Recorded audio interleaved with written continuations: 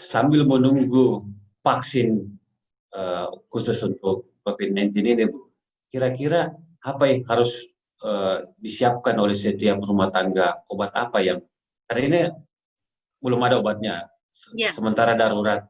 Kira-kira kalau menurut Ibu, obat apa yang mesti secara darurat ada di rumah ini setiap, kan kita tahu siapa saja yang bisa terjangkit virus ini.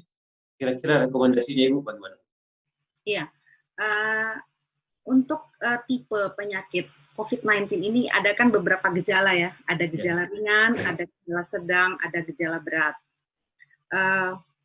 Ada 4 kelompok yang rentan sebenarnya untuk COVID-19 ini, yaitu pertama kelompok lansia, usia lanjut usia, kemudian anak-anak, lalu pasien-pasien komorbid atau komorbiditas, pasien yang memiliki bawaan penyakit lain yang berat, seperti ginjal atau penyakit jantung dan seterusnya. Nah, itu rentan terhadap penyakit ini. Kemudian juga nakes, para tenaga kesehatan yang setiap hari harus kontak dengan pasien-pasien COVID-19. Nah, kelompok-kelompok rentan inilah yang seharusnya kita lindungi pada saat mereka, sebaiknya mereka betul-betul diperhatikan ya, apakah dalam hal menjaga kesehatan atau mencegah penularan. Jadi untuk saat ini, untuk penyiapan obat misalnya di rumah, diusahakan ya teman-teman di rumah tetap menjaga kesehatan dengan mengkonsumsi makanan yang bernutrisi seimbang ya, kemudian mengkonsumsi vitamin C, vitamin E, dan seterusnya. Kemudian tentu saja menggunakan masker. Itu mengapa menggunakan masker? Karena virus penyebab COVID-19 ini dilaporkan menyebar di udara dalam 2 bentuk. Pada 19 Maret 2020, riset dari WHO menyebutkan bahwa SARS-CoV-2 atau penyebab COVID-19 ini menyebar melalui droplet atau kontak langsung dengan pasien. Jadi kalau droplet itu kan ukurannya agak besar ya, lebih dari 0,1 mm. Jadi itu berarti kalau pasien bersin atau pasien mengeluarkan dahak dan seterusnya, itu membutuhkan jarak yang cukup jauh, itu bisa kena kepada pasien atau kepada orang yang lain. Itu bulan Maret 2020. Lalu kemudian akhir April 2020 WHO menjelaskan lagi bahwa SARS-CoV-2 ini, virus ini ternyata ada juga dalam bentuk aerosol. Jadi aerosol itu ukurannya kurang dari 0,1 mikrometer. Jadi kecil sekali. Jadi dia akan berpindah dalam jarak yang sangat dekat. Dia ada di udara dan berpindah dalam jarak yang kurang dari 2 meter. Nah, berapa lama bertahan di udara itu? Iya. Yang jenis kedua tadi ini? Iya, ada. Kalau jenis yang pertama kan karena dia berat ya, jadi dia mudah jatuh ke bawah. Jenis yang kedua ini agak bertahan. Orang mengatakan maksimum. Jadi ini riset mengatakan bahwa maksimum 2 jam dia bisa bertahan di airborne itu, di udara dalam bentuk aerosol. Ini riset April 2020. Lalu akhirnya karena kesimpulan itu, makanya teman-teman di rumah sakit itu harus menggunakan face shield, kemudian menggunakan APD yang lengkap selain masker, karena memang bentuk aerosol itu sangat kecil dan bisa menyebar di udara dalam waktu yang sangat cepat. Nah, menggunakan masker dan APD yang lengkap itu akan menghindari kita terekspos dengan virus tersebut. Jadi kita bisa menghindarinya dengan menggunakan masker. Terutama dengan jarak-jarak tertentu. Misalnya kita usahakan tidak boleh kurang dari 2 meter dari orang lain. Ya, jadi penggunaan masker itu termasuk dalam salah satu protokol kesehatan.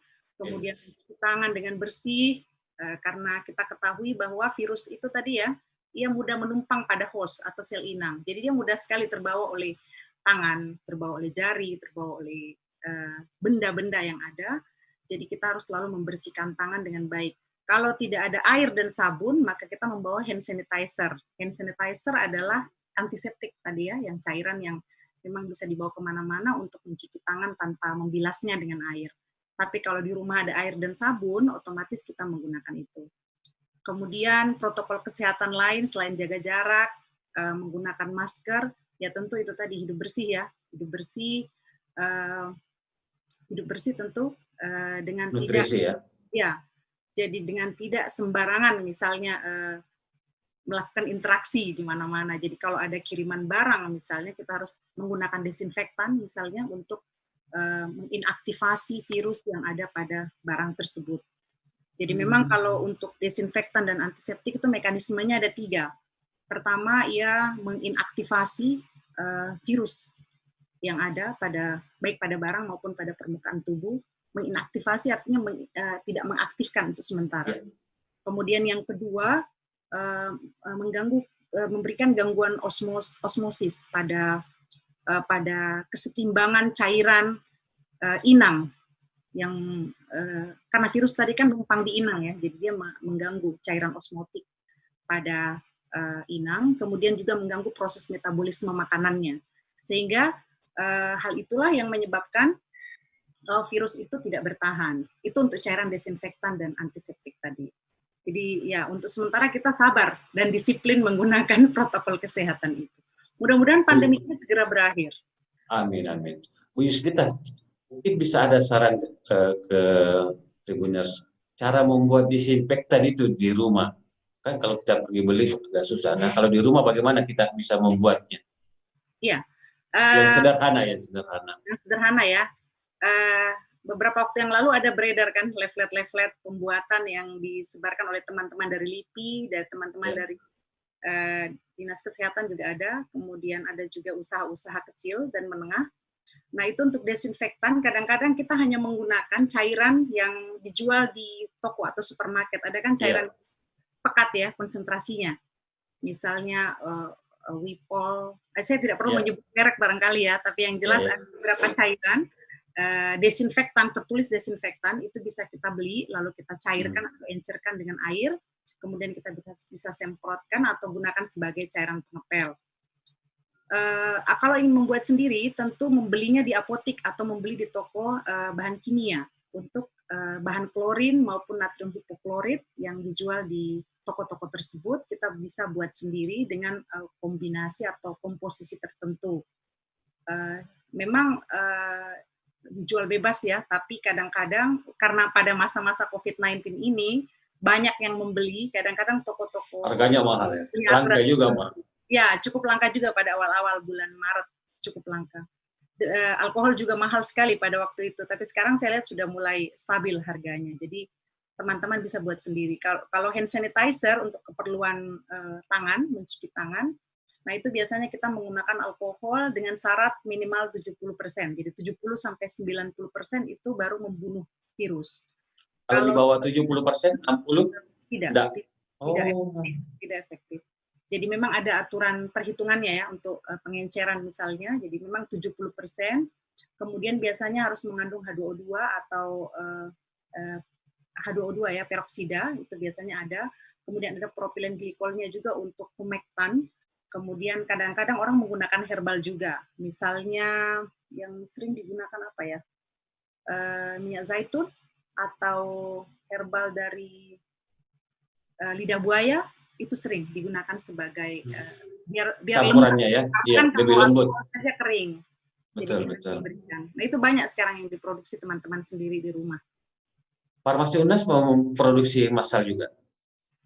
Iya, kami produksi terbatas hanya untuk kepentingan rumah sakit dan kepentingan teman-teman di beberapa di seluruh fakultas di Unhas. Ya mungkin insya Allah nanti masif lah kalau memang ada tim khusus di farmasi yang menyiapkan teman-teman dari tim Satgas COVID-19. Kelihatannya di Unhas ini ada beberapa kolaborasi lah, misalnya Fakultas Teknik menyiapkan tempat pencucian tangan. Mungkin kemarin Tribun Timur sempat mewawancarai mereka juga. Kemudian ada dari fakultas lain ya, misalnya untuk kedokteran, mereka juga menyiapkan teman-teman dengan laboratorium yang lengkap untuk pemeriksaan spesimen PCR untuk uji swab. Jadi teman-teman di fakultas kedokteran cukup proaktif untuk bekerja sama memeriksakan spesimen. Kemudian yang di farmasi ya urusan penyiapan itu tadi, disinfektan dan antiseptik. Termasuk edukasi, jadi kami juga melakukan edukasi.